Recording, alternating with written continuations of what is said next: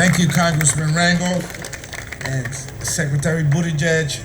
Senator, thank you. I know as an appropriator, I know how important this money is, Secretary. And we thank you, Jerry, and the local leadership here. Without the local leadership, the assemblywoman, the councilwoman, the state senator, the activists, the environmental community, WEAC, and of course, the men and women of labor, TWU, and of course, the building trades. This initiative is not just a transportation project. It is surely that, and it's one that's going to bring social equity to this neighborhood, which is a transportation desert, probably one of the worst transportation deserts in the country. But this is also an economic development initiative, right? And so that's why I'm working with Congressman Rangel and City College in training the young people there so they could have access to prevailing wage jobs. That's so important that this project is connected to building jobs. So this is important because this is Uptown Grand Central.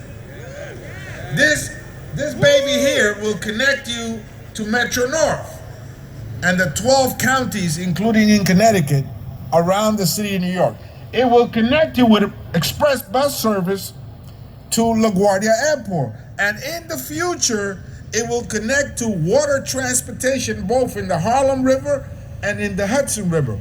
This is truly a regional hub, I believe, for transportation in a community that most families use public transportation to get to work. And so this is so important to East Harlem. This is gonna connect East Harlem to the rest of the world. That's how I see it. It will connect East Harlem to the rest of the world. And we worked very hard. The governor left, but she was extremely helpful. During the pandemic, we felt that the MTA and the state will raid the funding that was set aside for this project, but we worked hard, Jerry and I and others worked hard to ensure, and the senator, to ensure that we kept the money coming in for the MTA, for the public transportation system in New York City, which is fueled financially by ridership. And this neighborhood, the ridership has been pretty steady because it's essential workers. These are the men and women that went to work right in the middle of the pandemic as we got hammered by the pandemic. So they deserve this project. You know, and I know that the first phase is a great phase, but it went through some of the richest zip codes in the country.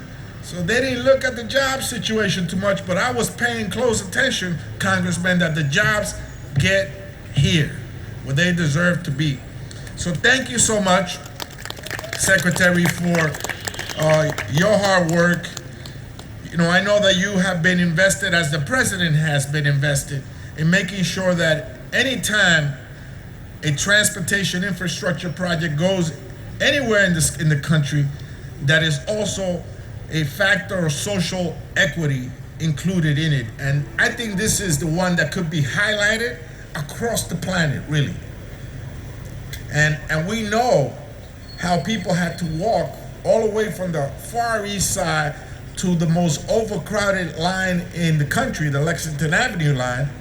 And I just saw Yano's vision for the subway system, and I was happy to see that there is a fifth phase going all the way west to the number 1 line. So Secretary, I will be calling you again. And I want to thank all of you for being here today to make this a reality for East Harlem and New York City. With that, I want to introduce the person that has been there for us for East Harlem. Welcome to East Harlem, Secretary Pete Buttigieg.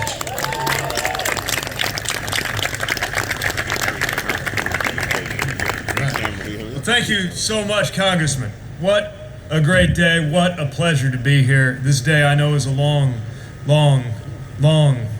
time coming, but we are here. Congressman, I was thinking I might go ahead and just change your name in my cell phone to 2nd Avenue Subway, because when my phone is ringing, and it's Adriano, I know the Second Avenue subway is calling my name. And you have done so much to make today possible. Of course, so has Majority Leader Schumer. We would not be here. We literally wouldn't have the funding without his leadership in the United States Senate to help get this done and make the president's vision of a generational infrastructure investment real.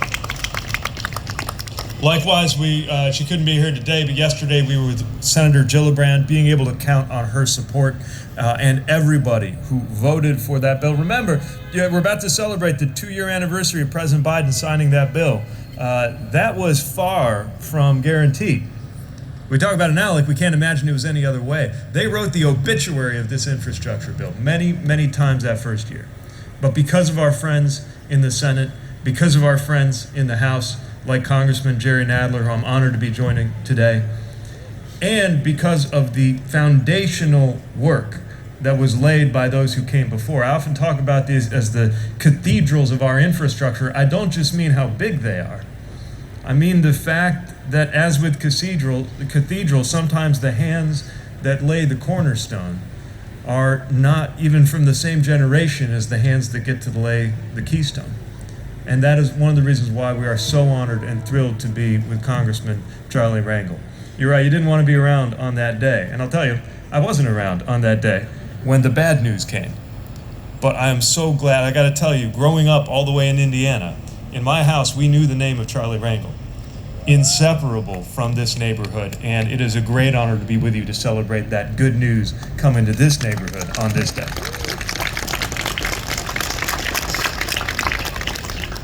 Governor Hochul has demonstrated that when a state puts its money where its mouth is, great things can happen at the federal level too. We would not be able to do this without that partnership that we have with the state of New York, and she has been relentless in making sure that we can get big things like this done. And to MTA Chief John O'Lieber and the team that you lead, thank you for your dedication to getting this done. No pressure. But it's going to be so important now, as I know that you and your team will deliver, to make sure that this happens on time, on budget, and our team, Mike, and our leadership at FTA, and thank you, Veronica and Nuria, who couldn't be here, and everybody in our MTA team. We will be with you every step of the way to get this done. And to the workers who make all of this possible every day, the good paying union jobs, both building and running the systems that make this city work. We are here with you, we are here for you, and we know you are here to get this done. We are so proud to be. I was reflecting on the way up here. Every time I'm looking around at New York, I think about the fact that just New York, the fact of New York City, its existence is one of the great marvels of human achievement. And that great marvel rests on a great marvel of engineering and public works that is the subway system and the transit system here. A system that runs 24/7 and is the reason why over 8 million people can get to where they need to go. But it has been too hard for too long for residents here in East Harlem. It can take 2 hours a day round trip, even within Manhattan. And because there's not another option, the 456 trains get so crowded. The kind of transportation access you have or don't have can decide the kind of job that you will have or not have, the kind of health care that you will have or not have, the kind of time with your family, and at the end of the day, time is all we've got, that you will have or you will not have. And it has not been good enough for too long. We're changing that. That's why it has been such a thrill, on behalf of President Biden and the entire Biden-Harris administration, to sign the final funding agreement for $3.4 billion to build that Second Avenue subway up to 125th Street. And there will be the stops at 106th and 116th, so residents there will have a much shorter walk to the train. It's going to make it more affordable for residents to get to work and to school. And with that direct link to the Metro North, it's going to shorten commutes for a lot of people who live or work north of the city. And again, even if you don't use it, you're better off for the benefits that come to the people who do, because it means a less crowded 456 and less congested streets and cleaner air. And I know the environmental community has recognized that one of the most important things we can do for our climate and for our environment is to create more excellent, reliable, affordable public transit options. When we think about the benefits of the projected 36 million rides a year, we see why there has been such passion about this in a community that has been promised a subway line since the old elevated line was pulled down 80 years ago. And now we're getting it done. Talk doesn't build new subway lines. And especially in a place where the density and the geography and the complexity don't make it easy. But this isn't talk anymore. This is real funding and real results. Some presidents talk. President Biden delivers. Some elected officials talk. The elected officials who are here have delivered. And that is why we all fought so hard to get this infrastructure plan through in the first place. And this is part of an infrastructure decade unfolding across New York, as we celebrated at the Gateway yesterday, and across the country where we have 37,000 infrastructure projects and counting underway. Nationwide. If it is possible to bore a 44-foot wide hole 100 feet under some of the busiest streets in the world, then anything is possible, and it is certainly possible for people to have a fair shot at thriving in this country, no matter their zip code. That's what this is about. That's why we're so proud to be here. I know we have a lot of community groups and some media in Spanish, so while I do not have the fluency that my FDA colleagues do, I'll offer just a brief summary in Spanish. Durante 80 años, llegar al trabajo o escuela ha sido demasiado difícil para los residentes del este de Harlem. Pero finalmente vamos a arreglar este problema. De parte del presidente Biden, hoy tengo el honor de firmar el acuerdo de financiación por $3.4 billones para ampliar el metro desde la Segunda Avenida hasta calle 125. La línea Q también tendrá nuevas paradas en las estaciones nuevas del calle 106 y 116. Y quiero agradecer a los funcionarios electos que nos acompañan para unirse al presidente Biden, primero por aprobar la histórica ley de infraestructura que ha proporcionado el financiamiento para este proyecto y también nos ayuda a mantener este proyecto en marcha. Los beneficios no solo son aquí, alrededor del país. Estamos avanzando 37,000 proyectos de infraestructura para asegurarnos que nuestro sistema de transporte sea más seguro y eficiente y para garantizar que nuestras cadenas de suministro funcionen de manera confiable, lo cual nos ayude también a mantener bajo el costo de los bienes para las familias.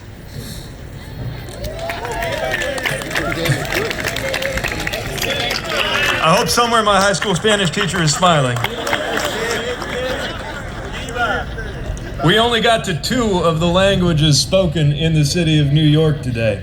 But part of what makes New York, New York, part of what lies at the core of American greatness is the diversity of this city. And we are in one of the most storied, one of the most important, one of the most famous neighborhoods in the world, which is finally going to get the transit and the opportunity it deserves. This is a great day in New York City, and I'm so thrilled to be with you.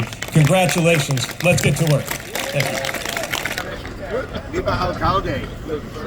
Alcalde.